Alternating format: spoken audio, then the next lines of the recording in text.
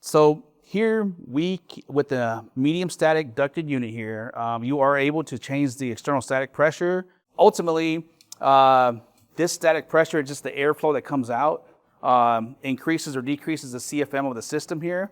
Once it's installed and the system's up and running, they'll test out the airflow and the CFM. If it's not accurate, then we can make adjustments.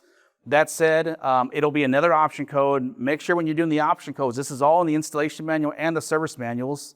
You're gonna have to review those and take a look. And ultimately, we're gonna jump into the option codes again. Hit mode, temp and fan down for about 10 seconds. Look at this guy.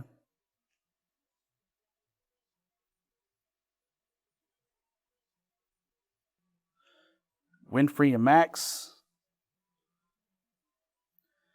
And for option codes that deal with external static pressures, we're actually going to do the entire 20 alphanumeric segment.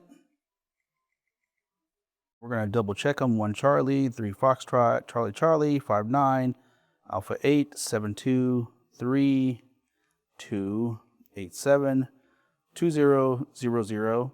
And I'm going to make sure I'm in direct line of sight for this receiver. It has to have direct line of sight. And I'm going to press power.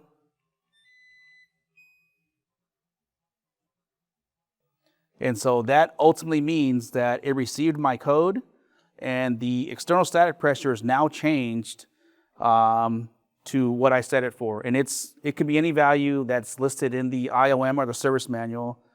And that is it.